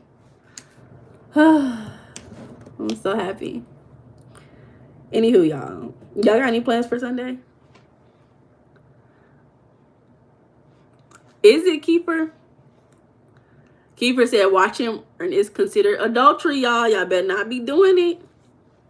Self-confidence and truly loving yourself. Women understand and consent when a man is confident and holds himself accountable. Marriage is possible. Yes. Listen, y'all. I find that accountability in a man is so attractive. It is so attractive. And I wish more men understood that, because a lot of men don't know how to be accountable. And you know what's so sad? You know you outside. I know you outside. You know what's so sad is, y'all know I work with kids. So there was this one kid that I was working with, and I would pick him up, and he would be like he was like, oh, I got in trouble. And I'm like, why you get in trouble? He'd be like, I be skipping class. And I said, why you skipping class? He was like, he told me this whole story about when he was in 3rd grade. Man, it triggered me, because I said, I hope this man, not man, because he's a young boy, I hope this young boy doesn't grow up and continue to tell the same story about being in 3rd grade and why he does certain behavior. Because he was like, when I was in 3rd grade, my teacher did this, and this, and now I don't like going to school. I said, okay, that's crazy, but you gonna punish, that was 5 years ago. You gonna punish your school now, and you're gonna punish yourself for something that happened 5 years ago? So I was trying to get him motivated to, you know, stay in school, focus on school. Cause I'm like, he said he want a little car. What's the car called? A Charger? Let me see. What type of car was this? I think it was a Charger. I don't know for sure. I think it was a Charger. He want him a little red Charger. I'm like, well, you want a little red Charger, you know, you don't have to go to school forever, but, you know, at least you got to graduate high school so you can go get you a trade. Maybe you can be an entrepreneur. You don't like school now. Maybe when you in class, you can fantasize about being an entrepreneur, building a business, so you can get you a little red Charger. So it was a couple of weeks since I seen the kid. I go to pick the kid up. Everybody telling me he's suspended. I'm like, this kid is suspended again? You're suspended again? Oh my God. And then I heard he got suspended for bringing like 32 ounces of the ganja. I said, what the fuck? Where did you get that from? Where did you even get that from? Y'all, next week I went to go see where he was again. He done got expelled. I said, oh my God. There was a reason for me to tell y'all this story. I forgot the reason why I was telling y'all that story. Give me a second. What was the reason? Still holding on to it. There was a reason that I was telling y'all that story, but I completely forgot. So I'm going to go ahead and move on.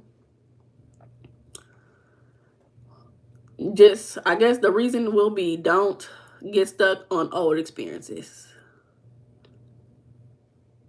Ahead of the game. So sad. He was trying to get that Charger for sure. But there's other ways to do it. So I think 8. I don't think he was 8. He was probably like 13. This is middle school. So forgetting is a side effect of the ganja. What? So I'm thinking we just did sexual intimacy in marriages. We have 1, 2, 3, 4, 5, 6, 7, 8. We have about 9 more video ideas that I have. I may blend some together. Javon, okay, I cannot do it right now. So I think the next one we're gonna do is self-actualization. I think self-actualization is gonna be a good one to do for tomorrow before we wait until Friday for a new video. Because we already know money conversations always brings a lot of people in. People love hearing about money. So we know that's going to be a important one. So maybe we'll do money on Friday. Jabron, here, you can blow me a kiss, Jabron. Blow me a kiss, friend. Stressing me out. So I think that's what we'll do tomorrow. I think that's a good one because I'm excited to do that one as well. Super excited. So, yeah. Thank you, Jabron. There you go, friend. So, anything that y'all thought was interesting about this conversation today? Remember, sorry for having great tits. Incorrect opinions. All the time. Son, where are you? He's not over here, y'all.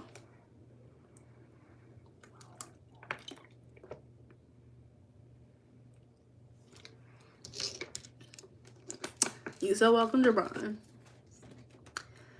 I think today I'll be getting Outback Steakhouse. I have become addicted to the steakhouse. I'm starting to really love steak. Thank you, Keeper. I'm starting to really love steak. Juicy, succulent steak. If you would like to contribute to my steak habits, Cash App in the description. You going bowling? You going with your cousins, Rico? That sounds so fun. You didn't like to drink water before you saw me drink water, Jabron? Is that what was happening?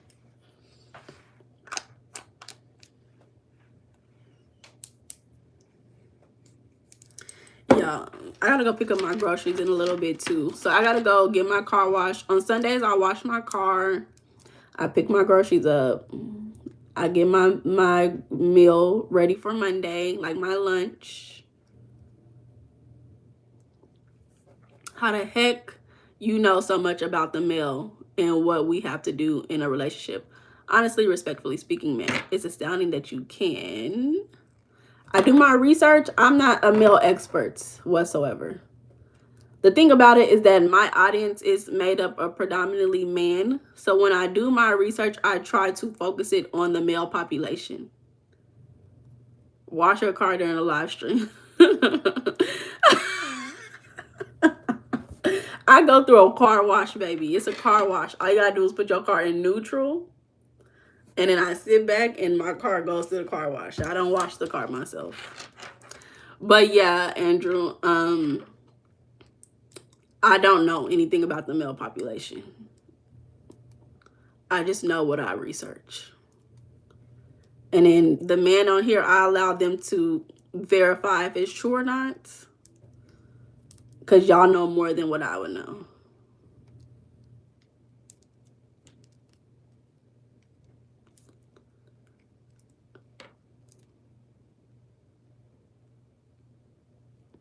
So, yeah, y'all. It's a beautiful Sunday. I hope you guys can prepare for your week. I don't know what your work week looks like. But, y'all, I hope y'all have a good day. I appreciate the 24 people who has voted today in the chat. And, yeah.